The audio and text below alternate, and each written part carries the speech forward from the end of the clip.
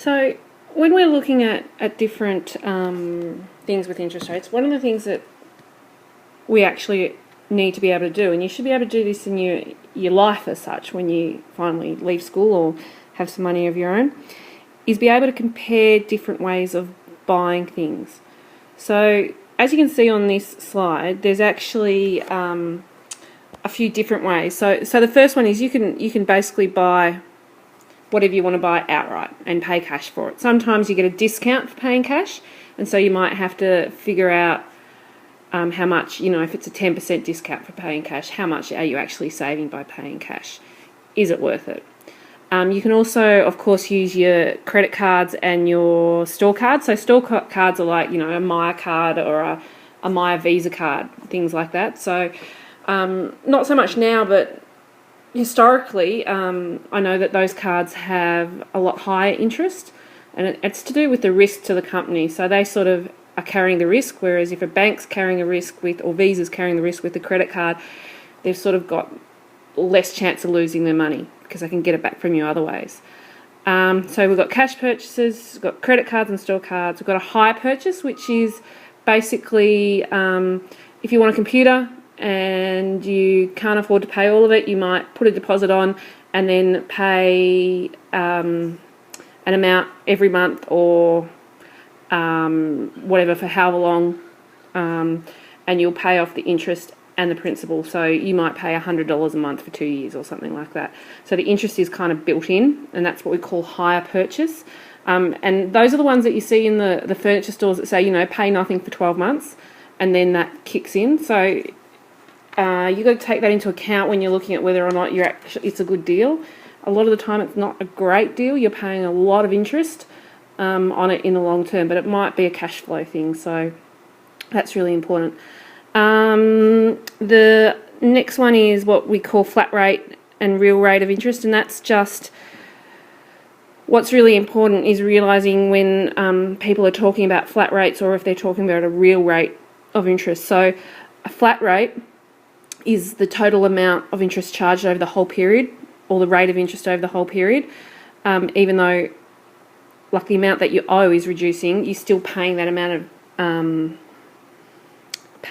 of interest, whereas the real rate or the effective rate of interest is normally much higher than the flat rate, because actually when your principal is decreasing, you should be paying less, but in a lot of these cases you're actually paying the same amount, so your proportion of interest on those later payments is really high compared to what you were paying at the start, and over the whole life of the loan you're paying a lot higher interest than actually what it's advertised at. And the last one is personal loans, which basically you are reducing it's called reducing interest method, because you're basically reducing the amount of interest you're paying each month. So you might pay $200 a month over 2 years, but the actual amount of interest decreases each time, and you start paying off more principal. So that's sort of, you don't necessarily have to worry about the real rate of interest, because you're calculating that interest on just the principal that you owe each month. So they're the different types, and being able to compare whether or not you're getting a good deal or what's the best deal for you is really important and can get really complicated. So the questions here are just starting to help you start thinking about how you can compare these different types of purchasing. Okay, so I'm not going to go through an example of the cash purchases. Hopefully just looking at the work example you can see that's quite an easy one. Credit card or store cards can get a little complicated, so I've just cut and pasted out of the textbook, the worked example 10. So we've got Peter, who's got a $2,000 outstanding balance on his Maya store card. The interest on this store card is added monthly to the bill, and it's at a rate of 26.7% per annum. So that's quite a lot of money if you're not going to pay your bills. So the first question says, if Peter pays $300 by the due date, calculate the balance owing, and then using that, calculate the interest owing for the next month, and then using that, what will the balance owing be on Peter's next credit card statement? So the first one's relatively easy. If Peter pays $3 $100 by the due date. The amount owing, of course, is going to be what he did owe minus what he paid. So he's basically got $1,700 left to pay on that Myer store card. The second one, so calculate the interest owing for the next month. You do need a little bit more information for that. So we're going to use the interest formula. Interest equals principal times the rate times the time divided by 100. And let's see, our principal, it will be the answer from the first question. Our rate will be 26.7% per annum. Our time equals 1 month, or 1/12 of a year.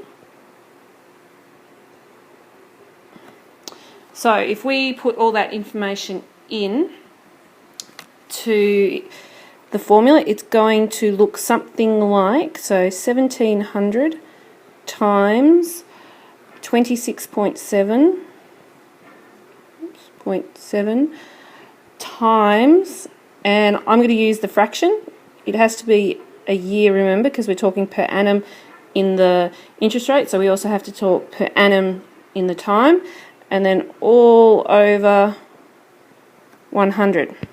And what you find out from that is it equals 37.825, which means the interest owing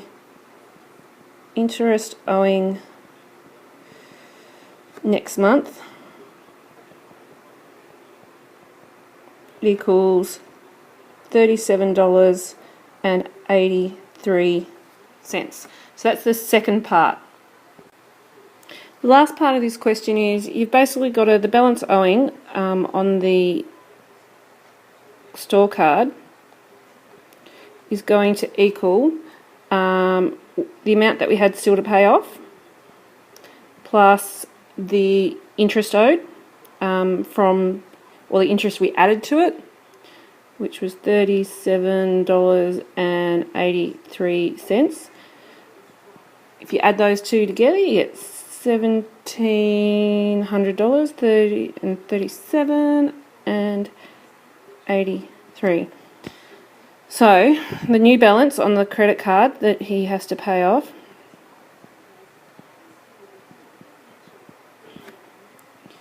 $1,737.83.